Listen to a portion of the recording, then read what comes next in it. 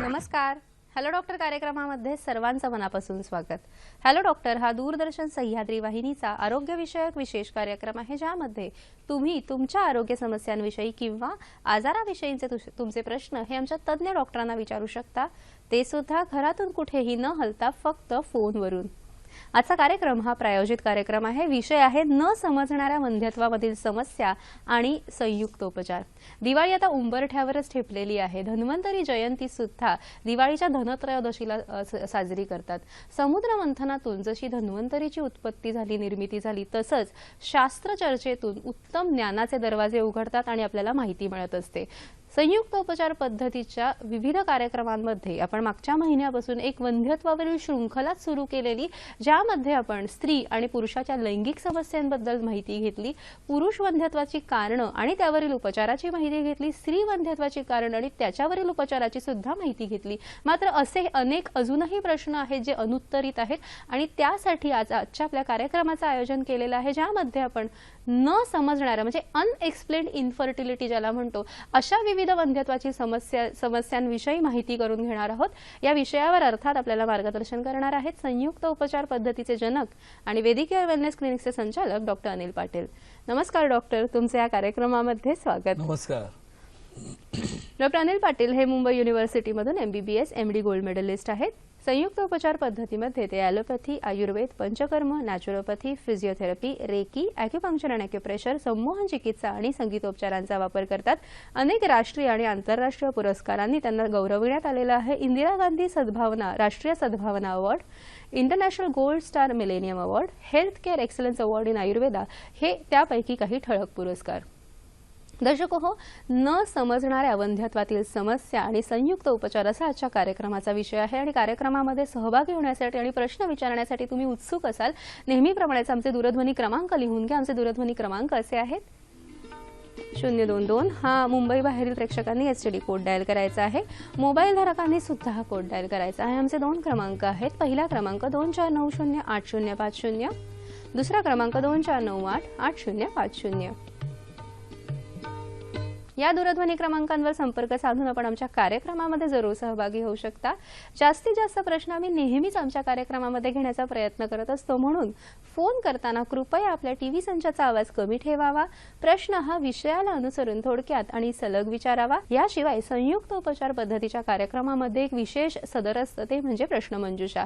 आजच्या कार्यक्रमाशी निगडित असा एक प्रश्न आम्ही कार्यक्रमाच्या शेवटी विचारतो आणि त्याचं अचूक उत्तर देणाऱ्या भाग्यवान विजेत्यांना आम्ही भरघोस बक्षिसं सुद्धा देतो. त्यामुळे कार्यक्रम नीट लक्षपूर्वक बघायला विसरू नका. नमस्कार डॉक्टर, पुन्हा एकदा आजच्या कार्यक्रमामध्ये स्वागत. सर, आपण पूर्ण सिरीज एक वंध्यत्वावरील घेतलेली आहे. विविध समस्यांवर आपण मार्गदर्शन घेतलं, पण नेमका हा जो विषय आहे तो जरा मला थोडासा सविस्तर सांगू शकाल का? चला, सुरुवातीला आपण दर्शकांना दिवाळीच्या शुभेच्छा देऊया. दिवाळी आणि नवीन वर्षाच्या शुभेच्छा आमच्यातर्फे खूप खूप. म्हणून तू आज काही खास वेगळा ड्रेस पण घालून आलेलीस दिवाळी साजरी करण्यासाठी. छान वाटते. धन्यवाद. तर आपण वंध्यत्वावर आपण गेले 3 कार्यक्रम घेतले, पण साध्या साध्या समस्या ज्या आपल्याला काही इन्व्हेस्टिगेशन्स केली तर लगेच कळतात की बाबा हा डायग्नोसिस आहे आणि त्याच्यामुळे. पण कधी कधी काय होतं, बऱ्याचदा गायनेकोलॉजिस्टकडे आपण जातो आणि आपण सांगतो, सगळी इन्व्हेस्टिगेशन करतो. गायनेकोलॉजिस्ट बोलतो काय विशेष तुम्हाला काय दिसत नाहीये प्रॉब्लेम. मग विचारतो वर्षानुवर्ष गेली आम्हाला मूल का नाही होत आहे. मग प्रॉब्लेम नाहीये किंवा काही प्रॉब्लेम तुम्हाला दिसत नाही तर मूल का नाही होत आहे. तर हा जो एक भाग आहे ना, की ज्याच्याकडे कॉमन चाचण्या करून आपल्याला कळत नाहीये की नेमकं काय झालंय.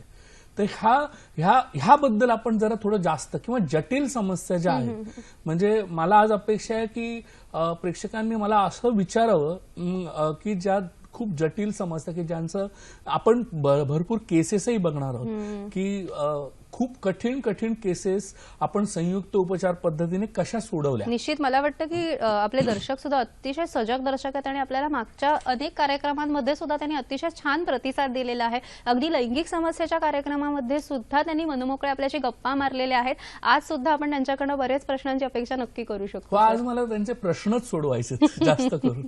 निश्चितच. सर, आपण जेव्हा म्हणतो की न समजणाऱ्या वंध्यत्वातल्या समस्या, नेमकं ह्याचं स्वरूप काय आहे?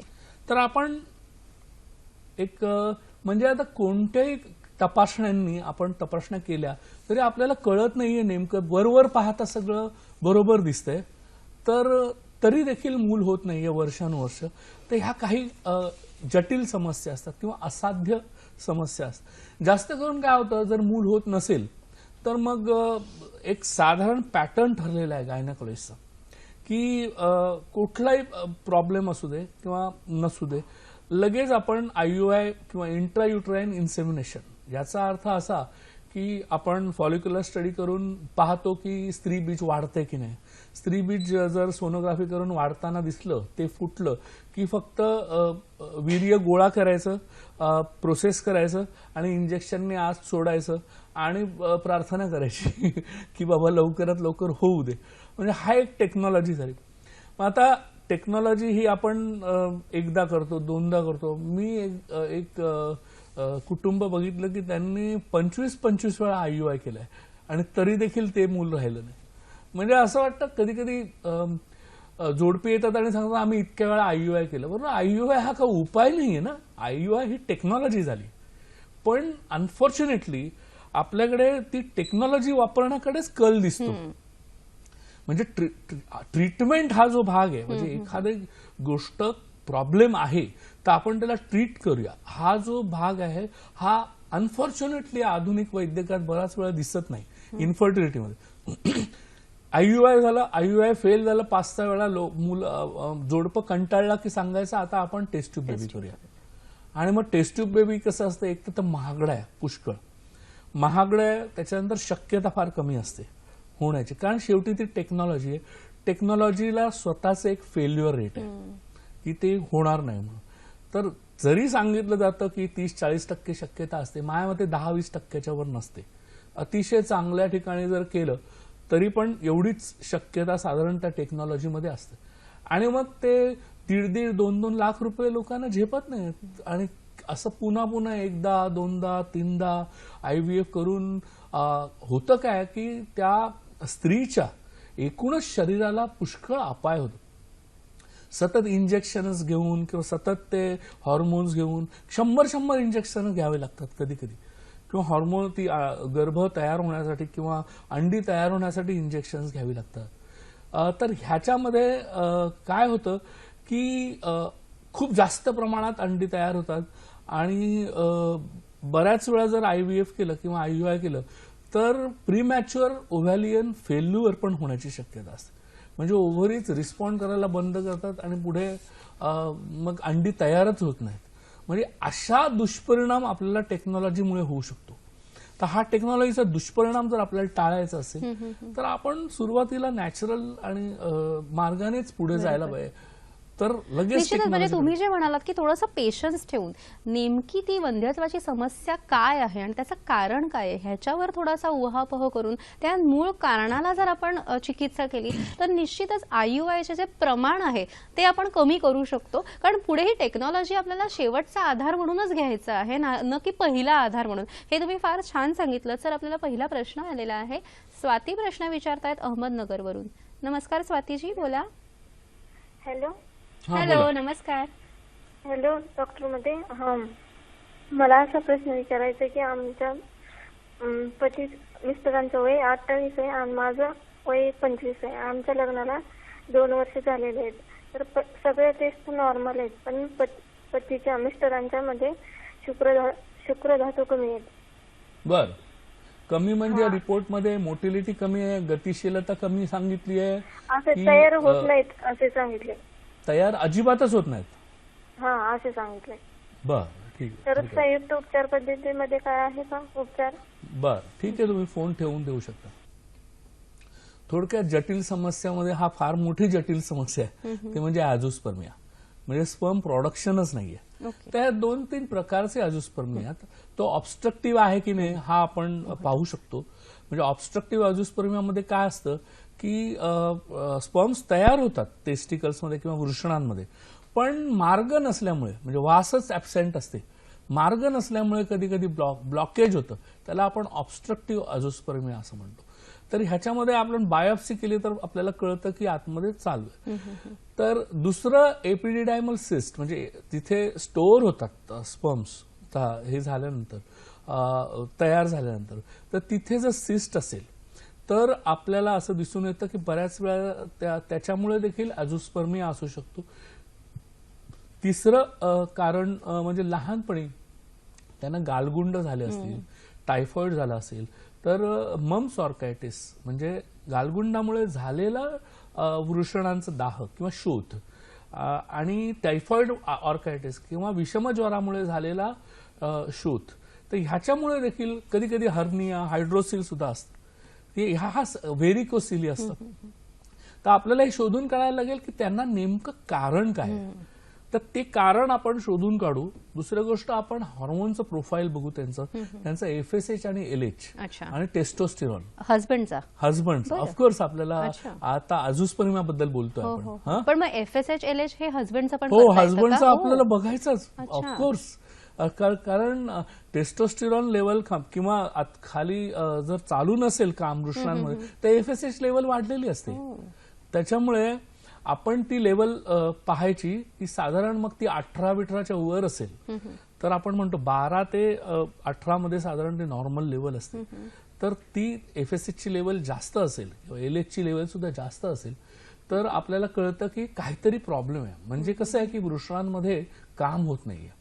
तर काम होत नसेल तर आपल्याला संयुक्त उपचार पद्धतीमध्ये वेगवेगळ्या औषधी, वृक्षकारक औषधी, वृक्ष बस्ती, गृहण बस्ती, तिक्तशीर बस्ती, याचं कॉम्बिनेशन, ॲक्युपंक्चर, उत्तर बस्ती, अशा विविध प्रकारच्या बस्तीचं कॉम्बिनेशन करून ॲक्युपंक्चर देऊन आणि वाजीकारक औषधी देऊन आपण कधी कधी ही समस्या दूर करू शकतो.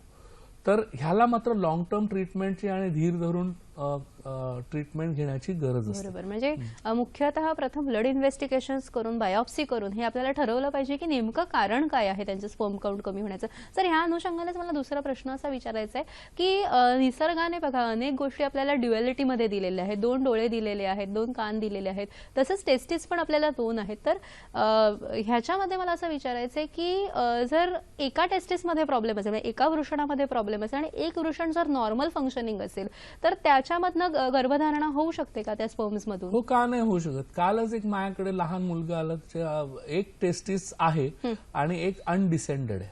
म्हणजे काय होतं, ते गर्भावस्थेमध्ये त्या दोन्ही टेस्टिस खाली येऊन वृषणांमध्ये, म्हणजे ती जी स्क्रोटम आहे, जी पिशवी आहे वृषणांमध्ये, त्या पिशवीमध्ये खाली येतात. मग त्या दोन्ही असतात. कधी कधी काय होतं, एखादी खाली येते आणि एखादी वरच राहते किंवा दोन्हीच्या दोन्ही वर राहतात, असं पण होतं. पण जर खाली एक जरी आलेली असेल तर जसं मी सांगितलं की तू बोललीस की एका डोळ्याने आपल्याला दिसू शकतं किंवा एका कानाने ऐकू येऊ शकतं, तसंच एका वृषणांनी गर्भधारणा होऊ शकते. आपल्याला पुढचा प्रश्न आलेला आहे. सुलक्षणा भिसे प्रश्न विचारतायत. नमस्कार सुलक्षणाजी, बोला. हॅलो. नमस्कार. हा मॅडम, माझी तर 12 वर्ष झाली लग्नाला. म्हणलं आणखीन मला म्हणजे काही नाहीये, MC बरोबर येत नाही. बर, किती पुढे जाते MC? पाळी किती पुढे जाते? 4 महिने 3 महिने असते. अच्छा, बरं, ठीक आहे, हरकत नाही, घेऊन द्या. कधी कधी काय होतं, हॉर्मोनल प्रॉब्लेम्स असतात. मला असं वाटतं मागच्या वेळी आपण PCOD आणि थायरॉइड आणि प्रोलॅक्टिन हे 3 हॉर्मोन्स आहेत. जर जसं FSH आहे तसा TSH किंवा थायरॉइड स्टिम्युलेटिंग हार्मोन वाढलेला असेल आणि थायरॉक्झिनचं प्रमाण कमी असेल स्त्री शरीरामध्ये तरी पण तो जो ॲक्सिस आहे, जो मेंदूपासून खाली बीजकोशांपर्यंत वेगवेगळे हॉर्मोन्स एका विशिष्ट त्यांचं लेव्हल असायला लागते, ते तेवढ्या प्रमाणात स्रवायला लागतं. जर तेवढ्या प्रमाणात हॉर्मोन्स स्रवत नसतील तर आपण म्हणू शकतो की किंवा आता प्रोलॅक्टिन नावाचा हार्मोन आहे, तो जास्त प्रमाणात स्रवत असेल तरी पण प्रॉब्लेम आहे. तर कधी कधी छातीतून त्यांना म्हणजे मूल झालेलं नसताना पण छातीतून पाणी किंवा दूध येतं, कारण हा प्रोलॅक्टिनमुळे हा दूध निर्माण करणारा, मातेच्या शरीरात दूध निर्माण करणारा हार्मोन आहे. तर त्याचं प्रमाण आधीच वाढलेलं असेल तरी पण पाळीमध्ये प्रॉब्लेम होतो. इन्सुलिनचं प्रमाण वाढलेलं असेल, त्याला हायपर इन्सुलिनिया म्हणतो, की त्यात तो पीसीओडी मध्ये होतो. पीसीओडी म्हणजे काय? Polycystic ovarian disorder. ह्याच्याबद्दल आपण डिटेल बोललेलो आहे, पण पुन्हा एकदा सांगतो की स्त्री शरीरामध्ये दर महिन्याला एक स्त्रीबीज निर्माण व्हायला लागतं आणि हे स्त्रीबीज निर्माण होऊन पाळीच्या 12व्या ते 16व्या दिवसापर्यंत ते निर्माण होतं, वाढतं आणि फुटतं. आणि फुटल्यानंतर जर संबंध आला तर गर्भधारणा होते. जर संबंध नाही आला तर मात्र पाळी येते. तर पाळी जर येत नसेल तर तो पाळीचा प्रॉब्लेम फार क्वचित असतो. मोस्टली हॉर्मोन्सचा किंवा बीजकोशांमधनं बीजांड निर्माण होणे आणि फुटणे ह्याचा प्रॉब्लेम असतो. तर तो पीसीओडी आहे. त्याच्यामुळे आपल्याला ट्रीटमेंट देताना, कारण स्त्रियांना असं वाटतं अरे माझी पाळी येत नाही, माझी पाळी येत नाही, त्यांचं सगळं घोंगाव, जसं पाळी येत नाही म्हणून मला मूल होत नाही. ऍक्च्युली तसं नाही आहे. कधी कधी स्त्री बीजकोश म्हणजे पाळी न येता बीजकोशातनं बीजांड निर्माण झालं, संबंध आले, तर पाळी न येता पण तुम्हाला गर्भधारणा होऊ शकते. असं बऱ्याच वेळा झालंय आमच्या वैदिक मध्ये. तर पाळी येण्यासाठी हार्मोन्सची औषधं घेऊन डिस्टर्ब करून घेण्यापेक्षा स्वतःला, मला असं वाटतं पीसीओडी किंवा हार्मोनचा जो प्रॉब्लेम आहे तो प्रॉब्लेम आपण दूर करायला पाहिजे. आणि त्याच्यामध्ये संयुक्त उपचारामध्येच ट्रीटमेंट आहे, कारण ही ट्रीटमेंट वर्षानुवर्षाच्या संशोधनातून आणि लाखो स्त्रियांना ट्रीटमेंट देऊन ती शोधून काढली आणि ती कन्सॉलिडेट केलेली.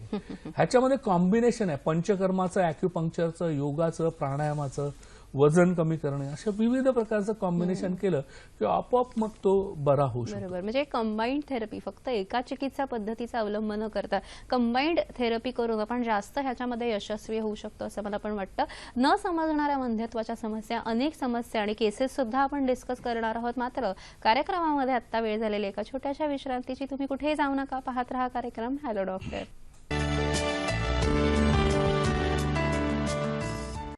विश्रांतीनंतर सर्वांचा पुन्हा एकदा हॅलो डॉक्टर कार्यक्रमामध्ये स्वागत. आजचा कार्यक्रम हा प्रायोजित कार्यक्रम आहे. दिवाळी आता येऊन उंबरठ्यावरच ठेपलेली आहे आणि दिवाळीत आपण पहिलं काय करतो होतं ते अभ्यंग असतं. अभ्यंगाचे विविध प्रकार आहेत आणि विविध तेलं ह्याच्यासाठी उपयोगी असतात, कारण अभ्यंग हे अतिशय शास्त्रोक्त पद्धती आहे आपल्या त्वचेची काळजी घ्यायची. तिळाच्या तेलाचा अभ्यंग तर आपल्याला सगळ्यांनाच माहिती आहे, पण औषधी अभ्यंगांमध्ये नारळाचं तेल, नारायण तेल, चंदन बलालाक्षादी तेल, खोबरेल तेल, अक्रोड तेल, बदामाचं तेल अशा विविध तेलांचा आपण अभ्यंग करून आपल्या त्वचेची नीट काळजी घेऊ शकतो. फक्त थोडंसं कोमट करून जर ते आपण वापरलं तर त्याचा जास्तीत जास्त लाभ आपल्याला होऊ शकतो. सर, आपण जेव्हा वंध्यत्वाच्या समस्येतील एक महत्त्वाच्या समस्येला तुम्ही चर्चेला तोंड फोडलं ते म्हणजे पीसीओडी. पीसीओडी समस्या ना आजकाल मला वाटतं प्रचंड प्रमाणात वाढली. जसं डायबिटीसचं प्रमाण वाढताना आपल्याला भारतामध्ये दिसते, तसंच पीसीओडी ही लहान मुलींना भेडसावणारी एक महत्त्वाची समस्या आहे. सर, ह्याच्यावर विषयी जरा थोडी अजून सविस्तर माहिती द्या. कसं आहे माहिती का, रिप्रोडक्टिव्ह एज ग्रुपमध्ये पूर्वीचा काही काळ होता त्यावेळी म्हणजे रिप्रोडक्टिव्ह एज ज्याला आपण म्हणतो की 16व्या वर्षी मुलगी मॅच्युअर होते. साधारण 18व्या वर्षापर्यंत अजूनच मॅच्युअर होत असताना पूर्वीच्या काळात पूर्ण सपोर्ट असायचा, घरातलं कुटुंबात राहायची आणि काय विशेष काय डोक्याला ताण नव्हता, त्याच्यामुळे सगळं काही व्यवस्थित होतं. पण हल्ली झालंय काय, पुरुषांच्या बरोबरीने त्या मुलींना तेवढंच काम करायला लागतं आणि तेवढाच अभ्यास करायला लागतो. मग होतं काय, 12व्या-13व्या वर्षी पाळी सुरू झाली की 14व्या वर्षी 10वी येते आणि 16व्या वर्षी 12वी असते आणि त्याच्यानंतर कुठेतरी इंजिनिअरिंग वगैरे आलं तर अजूनच, म्हणजे किंवा कॉम्प्युटर. तर हे सगळं खूप त्याच्यात ताणतणावातून जावं लागतं, यात खूप काम कर. तर त्या पुरुषांना काय एकच हॉर्मोन असतो, तो टेस्टोस्टेरॉन, आणि त्याच्यावर काय विशेष परिणाम होत नाही. पण ह्यांचं इतकं कॉम्प्लिकेटेड असतं, मुलींचं एकूणच 4-5 हार्मोन एका वेळी व्यवस्थित काम करावे लागतात आणि ज्यावेळी त्यांचं सगळं रिप्रोडक्शन व्यवस्थित चालतं, कॉम्प्लिकेटेड आहे त्यांची सिस्टम, ती सिस्टम पटकन अफेक्ट होते. मानसिक, कारण हायपोथॅलॅमस हा जो भाग आहे हा सीट ऑफ इमोशन आहे. भावना तिथे असते. त्या भावनेमध्ये जरा देखील डिस्टर्बन्स निर्माण झाला की ते संपूर्ण तो ऍक्सिस ज्याला म्हणतो तो अक्षय हार्मोन्स असो बिघडून जातो. आणि बिघडल्यानंतर मग त्यांना प्रोलॅक्टिनही बिघडेल, थायरॉक्झिन थायरॉइडचा प्रॉब्लेम होईल किंवा पीसीओडी होईल. तर ह्या समस्यांनी हल्ली मुलींना फार ग्रासले. तर 4 मुलींमध्ये एक मला पीसीओडीची किंवा थायरॉइडची केस दिसते. म्हणजे विचार कर किती मोठं प्रमाण वाढलं. निश्चितच अतिशय अलार्मिंग रेटने हे वाढते. सर आपल्याला पुढचा प्रश्न येतोय. सुहास यांचा प्रश्न आहे औरंगाबादवरून. नमस्कार सुहासजी, बोला. हा बोला. हॅलो. हा बोला. डॉक्टर मी सुहास सूर्यवंशी औरंगाबादवरून बोलतोय. हा माझं उजव्या साईडचं 1.5 वर्षापूर्वी माझं 1.5 वर्षापूर्वी लग्न झालेलं आहे. उजव्या साईडची राईट टेस्टिस क्लासिकल सिमानोमा आढळल्यामुळे ते ऑपरेट केली सर आता. बर बर. आणि आता सध्या जे रिसेंट मी जे सिमेन अनालिसिस केलं ते अजोस्पर्मियाचं आहे सर. बर बर. आणि हरकत नाही. हा बर. मागे तुमचा हे होतं ना तुमच्याकडे, म्हणजे मागच्या रिपोर्ट मध्ये स्पर्म्स होते ना? नाही ना सर, मागचं म्हणजे बिफोर सर्जरी जे आहे ते सुद्धा अजोस्पर्मियाच होतं. बर ठीक आहे, हरकत नाही, ठेवून द्या. मगाशी मी सांगितली त्याप्रमाणे आपण ट्रीटमेंट त्यांना तिकडे ट्युमर झालेला टेस्टिसचा, त्याच्यामुळे एक टेस्टिस काढून टाकले, तर एक आहे शिल्लक. तर मगाशी सांगितल्याप्रमाणे हॉर्मोनचे टेस्ट वगैरे करून घेऊ शकतो, सोनोग्राफी करू शकतो, किंवा गरज पडली तर बायोप्सी पण करू शकतो. आणि त्यावरनं आपल्याला कळेल की काय कुठे प्रॉब्लेम आहे नेमका. आणि प्रॉब्लेम समजल्यानंतर आपण उत्तरबस्ती ॲक्युपंक्चर आणि वृक्ष औषधे ही ट्रीटमेंट देऊन पाहू शकतो की त्यांचा काउंट वाढू शकेल. सर जसं तुम्ही पीसीओडी या समस्येबद्दल सांगितलं, तसं अजूनही एक अनएक्सप्लेन इन्फर्टिलिटी मधलं एक महत्वाचं कारण म्हणजे थायरॉइड. आजकाल आपण बघतो की आपल्याकडे रुग्ण आला की तो सांगतो की मला डायबिटीस आहे, हायपरटेन्शन आहे आणि थायरॉइड सुद्धा आहे. नेमकं हे थायरॉइड जे आहे ना, थायरॉइड सुद्धा आहे हे असणं नेमकं हे काय आणि ह्याचं वंध्यत्वाशी काय संबंध आहे? हा ऍक्सिस आहे. मगाशी मी तुला सांगितलं की हायपोथॅलॅमिक पिट्युटरी एंडोक्राइन ऍक्सिस असं म्हणतात त्याला. म्हणजे हायपोथॅलॅमस पासून सुरुवात होते, मग ग्रंथीची राणी पियुषिका ग्रंथी, त्याच्यात FSH, LH, TSH सगळे हार्मोन्स असतात. आणि त्याच्यानंतर खालचा लगेच पुढची ग्रंथी कुठली आहे तर थायरॉइड आहे. कारण थायरॉइडवर मेटाबॉलिझम आपल्या शरीराचा अवलंबून असतो, चयापचय क्रिया अवलंबून असते. आणि मॅच्युरिटी ज्याला म्हणतात की मला माझ्या अनुभवानुसार की एकची मॅच्युरिटी, स्त्री बीजाची क्वालिटी, मी जेवढे केसेस बघितले ज्यांना थायरॉइडचा प्रॉब्लेम आहे त्या स्त्री बीजाची क्वालिटी हॅम्पर झाली, ते दिसत नाही आपल्याला. आपल्याला असं वाटतं स्त्री बीज वाढतंय, व्यवस्थित फुटतंय, तरी काय प्रॉब्लेम आहे. आणि हायपोथायरॉइड असेल त्याला हमखास वंध्यत्व असतं काही, जर तो व्यवस्थित मेंटेन केला नसेल तर. त्यामुळे आपण त्याला नस्याची आणि ॲक्युपंक्चरची ट्रीटमेंट देऊ शकतो, योगासन प्राणायाम करू शकतो, जालंधर बंध, जिव्हाबंध, सिंहमुद्रा ह्या काही ट्रीटमेंट्स आहेत की सर्वांगासन. तर ह्या ट्रीटमेंट्समुळे आपल्याला थायरॉइडवर कंट्रोल मिळवता येतो किंवा त्याला विजयही मिळवता येतो. फक्त थायरॉइड पूर्ण बरं करायचं असेल तर काही जणांना 2 ते 3 वर्ष औषधोपचार करायला लागतात. आणि योग आणि काही औषधं म्हणजे योगाचं जे प्रॅक्टिस आहे हे रोजच्या रोज करायला लागतं. सर एक तिसरा महत्वाचा तुम्ही विषय केला म्हणजे हॉर्मोन्स बद्दल, तो म्हणजे प्रोलॅक्टिन लेवल्स वाढलेले असणं. हे नेमकं काय असतं जे तुम्ही HPA म्हणजे प्रोलॅक्टिन कधी वाढतं? बाळणपणा, कळलं की नाही. जे दूध प्रोडक्शन करण्यासाठी तो हॉर्मोन आहे.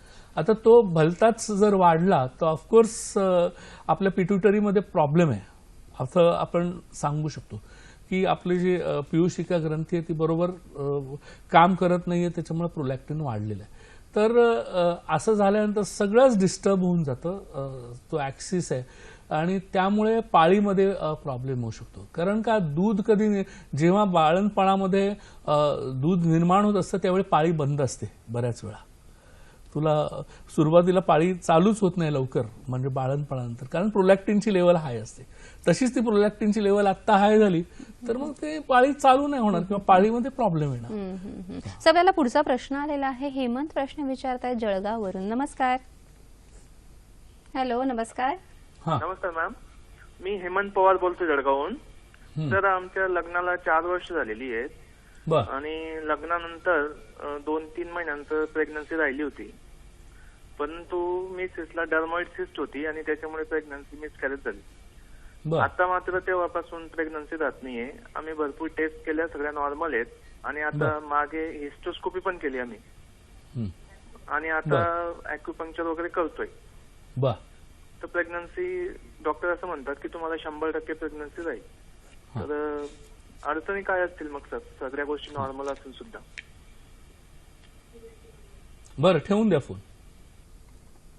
आता आपण पहिलं एक स्लाइड घेऊया, हा, की त्यांना आपण सांगू शकतो की किती वेगवेगळ्या गोष्टी महत्वाच्या असतात आणि ज्या तपासण्यांमध्ये दिसत नाहीत. म्हणजे स्त्री बीजाची पोत. आता हा आपल्याला क्वालिटी काय आहे, आतमध्ये जे स्त्री बीज निर्माण झालंय, ओव्युलेशन झालंय, तर ती क्वालिटी आपल्याला काय अजून तरी मापण्याचा मापदंड आपल्याला माहिती नाहीये. साधारण आपण फक्त साईज बघतो, फुटलं की नाही एवढंच बघतो आणि कितव्या दिवशी फुटतंय तेवढंच बघतो. तर त्याच्यामुळे आपल्याला ते कळत नाही. स्त्री बीजाची परिपक्वता म्हणजे मॅच्युअर आहे की नाही हे बघण्याची पण आपल्याकडे अजून टेक्नॉलॉजी निर्माण नाही झाली. तिसरी गोष्ट, गर्भाशय नलिका जी असते त्याच्या कार्यात अडथळा. म्हणजे समजा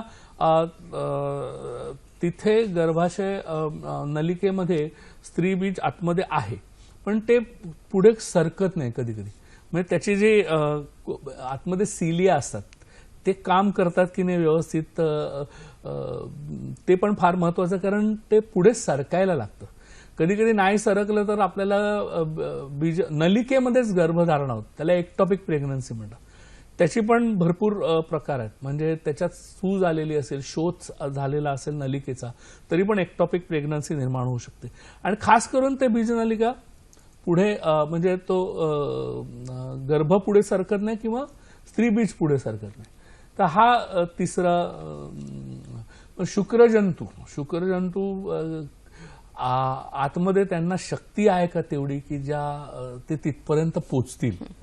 म्हणजे हे फार महत्वाचं असतं की शुक्रजंतूमध्ये गतिशीलता तेवढी असायला लागते. म्हणजे ग्रेड 4 मोटिलिटी ज्याला म्हणतात ती 20-30% वर असायला लागते. ग्रेड 4 मोटिलिटी म्हणजे काय, अतिवेगवान शुक्रजंतू. कारण का, मैलोन मैल धावण्यासारखं आहे. एखाद्या पुरुषाला सांगितलं तुला मैलोन मैल मॅरेथॉन धाव, तर सगळ्यांनाच मॅरेथॉन धावायला जमेल का? फार कमी लोकांना जमतं मॅरेथॉन. तसं शुक्रजंतू अनंत असले, भरपूर कोट्यावधी शुक्रजंतू असतात वीर्यामध्ये, पण आपल्याला एकाचीच गरज असते. म्हणजे एक मॅरेथॉन विनरची गरज असते. तो मॅरेथॉन विनर जर नसेल तर मग ते आधीच म्हणजे काही लोक हाफ मॅरेथॉन संपवतात, काही पावत संपवतात, काही मध्येच पाणी मागतात आणि बसतात शांत, पुढे जाऊ शकत नाही. तसं शुक्रजंतूंचं की ते तिथपर्यंत पोहोचूच शकत नाहीत. जर पोहोचूच शकत नाही तर गर्भधारणा होणार कशी? कळलं की नाही? तर आणि हा पण सोपा नाही. म्हणजे हे सगळ्या हे जे मी सांगतोय गोष्टी, ह्याला ॲलोपॅथीत काय ट्रीटमेंट नसते, त्यामुळे टेक्नॉलॉजी वापरली जाते सारखी. आणि टेक्नॉलॉजी वापरून नुसतं आपण बघत बसायचं, होणार की नाही. हा, तर हा भाग आहे. शुक्रजंतू आणि स्त्री बीजाचं मिलन व्यवस्थित होतं की नाही त्यावेळी तिथे ते हे पण आपल्याकडे बघू नाही शकत आपण ते, की ते झालं की नाही आणि कसं झालं आणि काय झालं. तर फलित स्त्री बीज ज्याला म्हणतात म्हणजे फर्टिलाइज्ड एग आहे, त्याच्यानंतर त्याच्यापासून तो ब्लास्टुला वगैरे जे फॉर्मेशन होतं, गर्भ निर्माण व्हायला लागतो, तर ते निर्माण होणं व्यवस्थित होतं की नाही हा भाग आपण बघू शकत नाही अनफॉर्च्युनेटली. तर ते स्त्री बीजाची वाढ आणि पुन्हा फलित स्त्री बीज म्हणजे फर्टिलाइज्ड ओवम ज्याला म्हणतात, ती पुढे पुढे सरकून तिथे येऊन रुजली पाहिजे गर्भाशयात. आणि त्याच्यासाठी ते गर्भाशयाचं अस्तर हेल्दी असायला पाहिजे, आरोग्यपूर्ण. ते फक्त आपण MM मध्ये मोजतो की बाबा हे गर्भाशयाचं अस्तर MM मध्ये एवढं आहे, 9 mm आहे, वा छान, बस इतकंच. सोनोग्राफी तर ह्याच्यावर काय कळत नाही. म्हणजे ते पण क्वालिटी आपण पाहू नाही शकत की त्या गर्भाशयाच्या अस्तराला ती क्वालिटी आहे का, म्हणजे जमीन तयार आहे की नाही हे पाहू शकत नाही. म्हणजे अंतःस्तराची प्राकृत वाढ झालेली आहे की नाही. तर हे आणि शेवटी सर्वात महत्वाची गोष्ट म्हणजे भ्रूण गर्भाशयात रुजणे. हा जो प्रकार तो रुजतो किंवा कसा तो रुजेल ह्या दृष्टीने ह्या सगळ्या गोष्टी तपासणी करण्यात किंवा दिसण्यात अशक्य आहेत. म्हणजे अजून तरी तशी टेक्नॉलॉजी झालेली नाही. ह्या सगळ्या गोष्टी आपण ऍक्च्युअली बघू शकतो. मग जर बघू शकत नाही तर आपण त्यातल्या समस्या कशा जाणणार. बरोबर. मग त्या न समजणाऱ्या समस्या झाल्या. आणि अनफॉर्च्युनेटली ॲलोपॅथीमध्ये ह्या न समजणाऱ्या समस्यांकडे समस्या म्हणून पाहिलंच जात नाही. ते म्हणतात हे आम्हाला जेवढं समजतं तपासण्यामध्ये ते सगळं नॉर्मल आहे, म्हणजे तुम्ही नॉर्मल आहात. म्हणजे आज आपण कार्यक्रम घेण्याचा महत्वाचा भाग तो सगळे हे बघितलंच जात नाही. बरोबर आहे. निश्चित. म्हणजे ऋतू, क्षेत्र, अंबू आणि बीज ह्या 4 गोष्टी जर व्यवस्थित असतील तरच गर्भधारणा राहणं शक्य आहे. इतक्या या गोष्टींचा उहापोह केला. अजूनही इतर गोष्टी सांगण्याच्या बाकी आहेत, विविध केसेस बघण्याच्या बाकी आहेत. मात्र कार्यक्रमात आता वेळ झालेली एका छोट्याशा विश्रांतीची.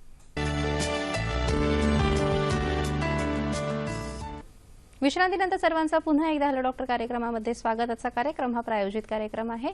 दिवाळीच्या अभ्यंगाची मगाशी आपण माहिती घेतली, पण अनेकांना प्रश्न होतो, तेलकट असतं, काय उपयोग असतो ह्याचा, आणि दिवाळीच्या नंतरच का करायचं. तर जी थंडी वाटते दिवाळीनंतरची त्याच्यासाठी तेल हे अतिशय उत्तम मारक आहे. आणि ह्यामुळे इतरही अनेक बेनिफिट्स किंवा फायदे होत असतात. म्हणजे एक म्हणजे त्वचेचं तारुण्य टिकणं आणि त्वचेचे इन्फेक्शन्स कमी होणं. त्यामुळे दिवाळीच्या एकाच दिवशी फक्त अभ्यंग न करता ह्यानंतर दररोज नित्य नियमाने अभ्यंग करत राहणं महत्वाचं आहे. सर, आपल्याला ब्रेक नंतर आता एक प्रश्न आलेला आहे. वर्षा यांचा प्रश्न आहे वाशीवरून. नमस्कार वर्षाजी, बोला.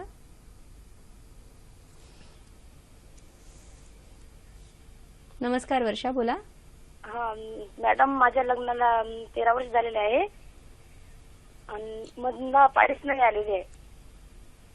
हा, पाळी आलेली नाही? आलेलीच नाही आहे. बरं, कधीच आली नाही का? कधीच आलेली नाही आहे. एक वेळेस असं लग्नानंतर झालं होतं, तेव्हा गेलं होतं, माझ्या अंगावर खूप ब्लड गेलं होतं. बर. तेव्हापासून असं काहीच नाही आहे. नाही, पण जेव्हा सुरुवात झाली होती पाळीला तेव्हा पाळी व्यवस्थित आली होती का? नाही, सुरुवातच नाही झाली. अच्छा, ठीक आहे, ठेवून द्या. हो. आता पाळी अजिबातच नाहीये, त्याला ओव्हॅरियन एजेनेसिस किंवा म्हणजे ओव्हरीज निर्माण नाही झाल्या किंवा पिशवीच गर्भ वाढ नाही झाली असं होऊ शकतं, किंवा पीयूषिका ग्रंथीचा ट्युमर असू शकतो की ज्याच्यामुळे मग पाळी येणंच बंद होऊन जातं कम्प्लीट. तर आपल्याला त्याचं इन्व्हेस्टिगेट करावं लागेल, सोनोग्राफी करायला लागेल, हॉर्मोन्सची लेवल बघायला लागेल. त्यावरनं आपल्याला कळेल की नेमकं कारण काय, आणि नेमकं कारण एकदा समजलं की मग त्या दृष्टीने आपण मग ट्रीटमेंट त्यांना देऊ शकू. बरोबर.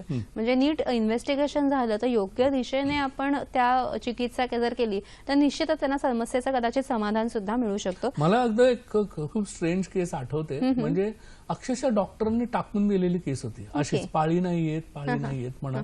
खूप म्हणजे आलीच नव्हती पाळी. आणि आपण अशी काही औषधं दिली त्यांना की काही दिवसातच नॅचरली तिला पहिल्यांदा पाळी आली. तेव्हा खूप तिला आश्चर्य वाटलं की असं कसं झालं. कारण जवळजवळ म्हणजे ही युजलेस केस आहे. आता बऱ्याचशा अशा केसेस आपल्याला दाखवायच्या तुम्हाला. मला आज मुद्दामून मी काही केसेस आणले आहेत दाखवण्यासाठी की मी आपण संयुक्तोपचारांनी कसा फरक पडतो. तर ही पाळी न येण्याची केस मला स्वतःलाच आश्चर्य वाटलं होतं की खूप लवकर तिला फायदा झाला. ही केस काय आणली आहे तुम्ही? आता ही रुग्णा जी होती ती 29 वर्षे म्हणजे 9 वर्ष झाली होती लग्नाला, आणि सेकंडरी होतं वंद्यत्व, म्हणजे आधी मूल झालेलं पण नंतर स्त्रीबीजच तयार होत नव्हती. इथे मी कुणाचं नाव दिलेलं नाहीये मुद्दामून, कारण त्यांना प्रायव्हसी ठेवण्यासाठी. फक्त आधुनिक औषधांचा वापर 7 वर्ष करून सुद्धा झालं नाही. आणि पाहिलं तर प्रोलॅक्टिन लेवल 118 म्हणजे खूपच जास्त, चौपट होती नॉर्मल पेक्षा. तर मग काय केलं, आधुनिक औषधं काही दिली प्रोलॅक्टिन कमी करणारी, बरोबर. त्याच्यानंतर आयुर्वेद, पंचकर्म आणि आपली औषधं दिली, ॲक्युपंक्चर दिलं, योग आणि आहार फरक केला, आणि 1 वर्ष जवळजवळ लागलं मला. पण ते 1 वर्षांनी सामान्य बीजनिर्मिती झाली आणि गर्भधारणा झाली. तर हे फार महत्वाचं सांगावंसं वाटतं की असं एक कठीण म्हणजे हायपरप्रोलॅक्टिनिमिया कठीण रोग आहे, तर त्याला आपण अशी ट्रीटमेंट करू शकतो आणि स्त्रीबीज निर्मितीच होत नव्हती त्याच्यामुळे.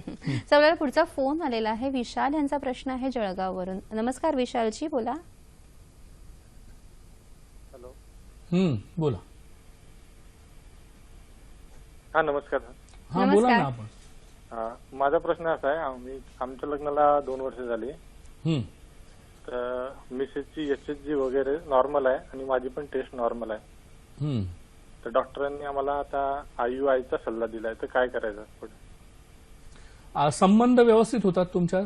संबंध व्यवस्थित होतात आणि TVS वगैरे केलं 2-3 वेळा. तर डॉक्टरांनी सांगितलं की संबंध ठेवा, तर इंजेक्शन दिलं होतं 1 वेळा. बर मिसेस फुटलं तर संबंध ठेवायला सांगितलं होतं. तुमचा रिपोर्ट एकदम नॉर्मल आहे का? हो नॉर्मल आहे आणि त्यात काही प्रॉब्लेम नाहीये? नाही. मग ठेवून द्या सर.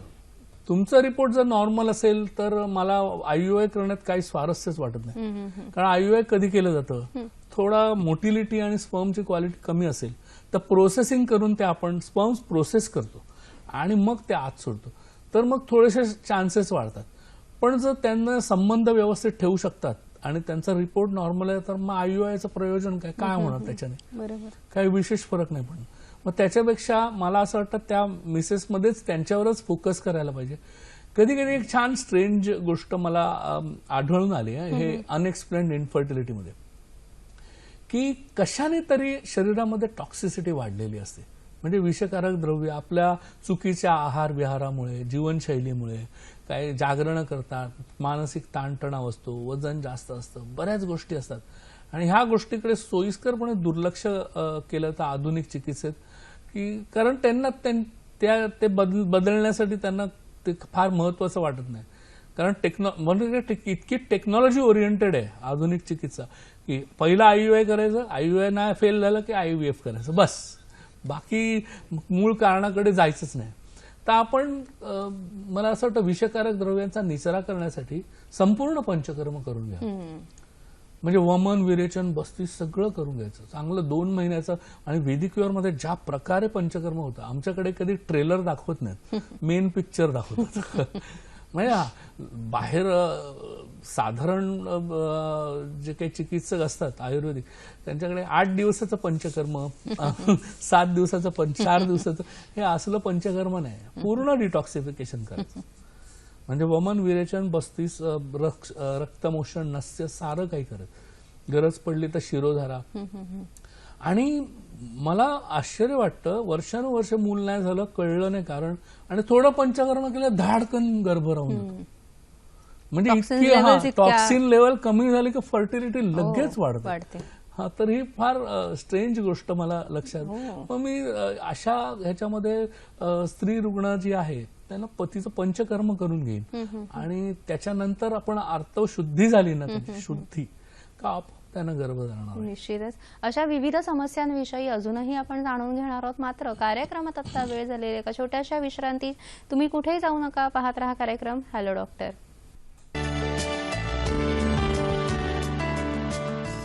विश्रांतीनंतर सर्वांचा पुन्हा एकदा हॅलो डॉक्टर कार्यक्रमामध्ये स्वागत. आजचा कार्यक्रम हा प्रायोजित कार्यक्रम आहे. कार्यक्रमामध्ये पुढे जाण्यापूर्वी आपण ब्रेकमध्ये थोडक्यात जे पुढच्या आठवड्याचे कार्यक्रम बघितले त्याची आपण सविस्तर माहिती घेऊया. हॅलो डॉक्टर प्रायोजित कार्यक्रम, विषय लिव्हर ट्रान्सप्लांट, समज आणि गैरसमज. सहभाग डॉक्टर विपिन विभूते, डॉक्टर मनीष पाठक. थेट प्रसारण शुक्रवार दिनांक 28 ऑक्टोबर 2016 रात्री 8 वाजता.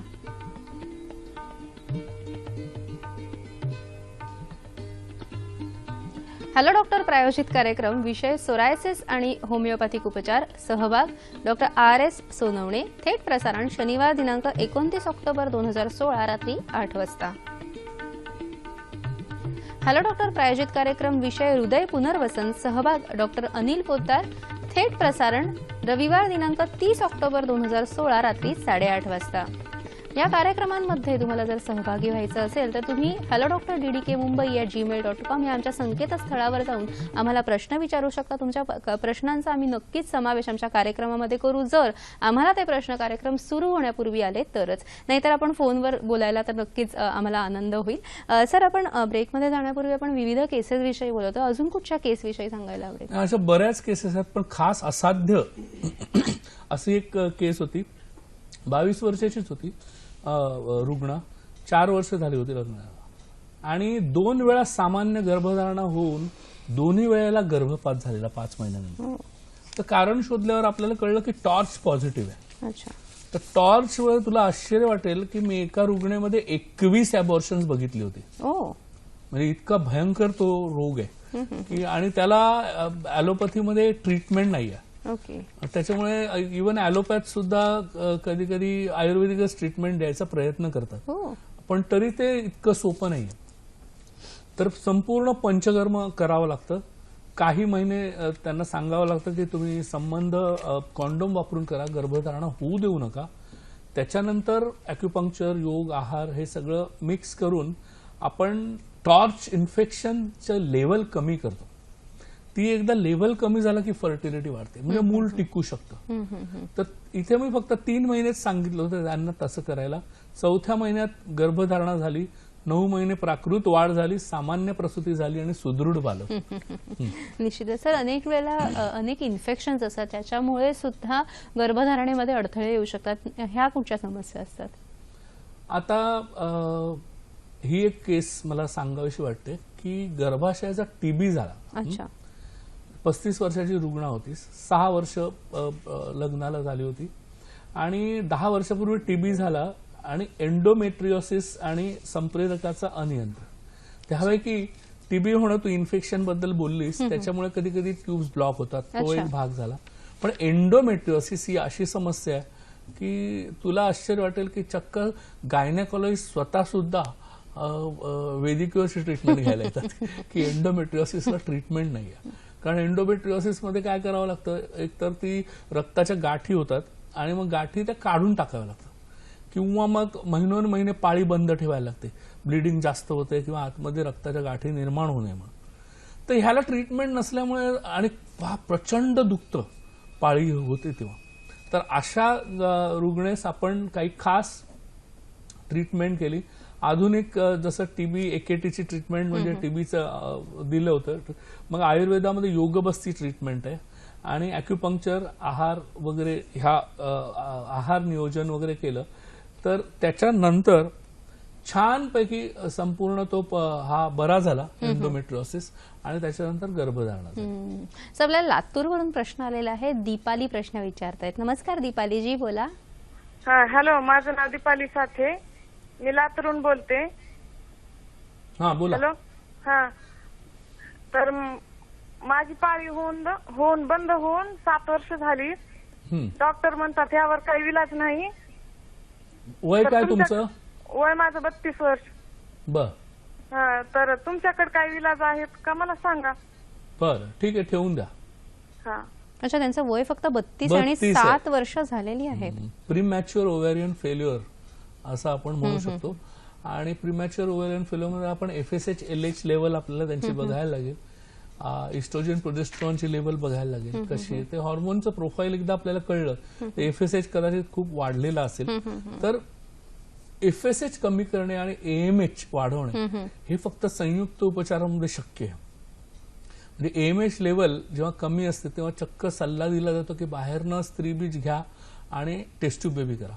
तर ही AMH लेवल स्टेबलाइज करणं किंवा थोडी वाढवणं हे आपण ट्रीटमेंट करू शकतो. तर हे त्यांचं बघावं लागेल काय परिस्थिती आहे. संपूर्ण पंचकर्म करावे लागतील आणि रजो निर्मिती होण्यासाठी म्हणजे त्याच्यासाठी आपल्याला काही ट्रीटमेंट करायला लागेल. जर नॅचरली ते शक्य झालं तर त्यांना पाळी येऊ शकते. कार्यक्रमामध्ये आपण विविध न समजणाऱ्या वंध्यत्वाच्या समस्या बघतच राहत आहोत. मात्र आता कार्यक्रमात वेळ झाली ज्याची तुम्ही सर्वजण उत्सुकतेने वाट पाहत आहात. दिनांक 16 ऑक्टोबर 2016 रोजी झालेल्या कार्यक्रमाच्या भाग्यवान 3 विजेत्यांची नावं आम्ही आता घोषित करणार आहोत. नावं खालीलप्रमाणे आहेत. प्रथम बक्षीस मिळालेलं आहे सौ जयश्री श्रीकांत मारशेट्टी, दादर. द्वितीय बक्षीस श्री सोमनाथ भगवान वसमळे, सोलापूर. तृतीय बक्षीस श्री तेजस विजय होले, नाशिक. ज्या लोकांनी अचूक उत्तर पाठवलं आहे पण बक्षीस मिळाले नाही त्यांनी निराश होऊ नये. बरोबर उत्तर पाठवणाऱ्यांसाठी वेदिक्युअर वेलनेस क्लिनिक्स आणि हॉस्पिटल्सच्या वैद्यकीय अधिकाऱ्याकडून एक मोफत कन्सल्टेशन मिळेल. कार्यक्रमात स्पर्धेसाठी विचारण्यात येणारा आजचा प्रश्न आहे, वंध्यत्वासाठी सर्वश्रेष्ठ ठरणारी उपचार पद्धती कोणती? पर्याय 1 आयुर्वेद, पर्याय 2 आधुनिक उपचार, पर्याय 3 संयुक्त उपचार. SMS साठी क्रमांक आहे 9819353720. अचूक उत्तर पाठवण्याची अंतिम तारीख आहे 25 ऑक्टोबर 2016 रात्री 8 वाजेपर्यंत.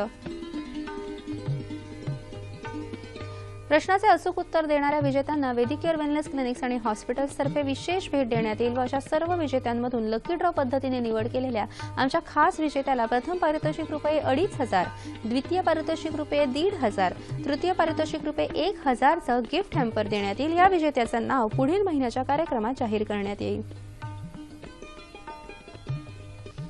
याच कार्यक्रमाचं पुन्हा प्रक्षेपण तुम्ही गुरुवार दिनांक 3 नोव्हेंबर 2016 सकाळी 9 वाजता बघू शकता.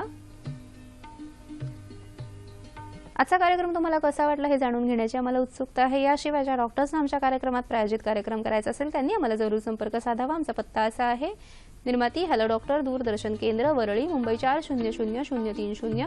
तुम्ही आम्हाला ईमेलद्वारे सुद्धा संपर्क साधू शकता. आमचा ईमेल आहे hello.doctor@gmail.com, www.facebook.com/ddsahyadri.in.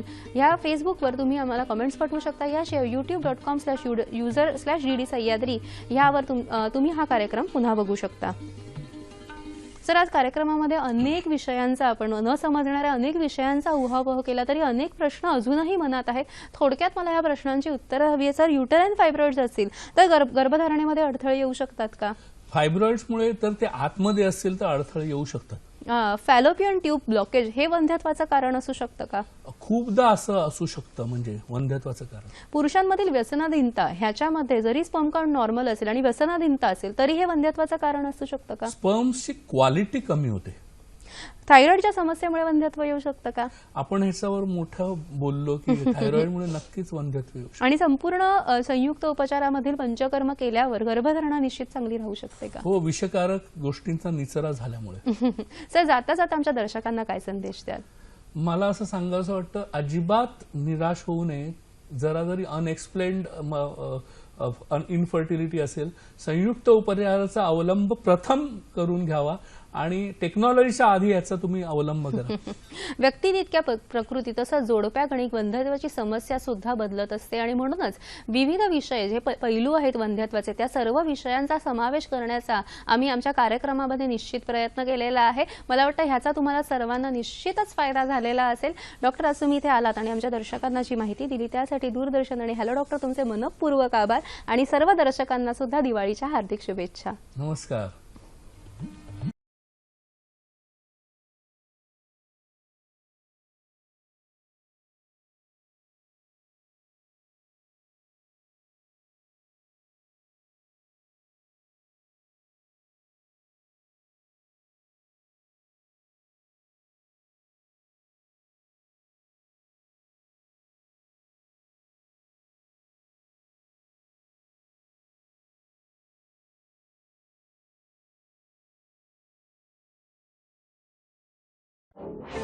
Thank you.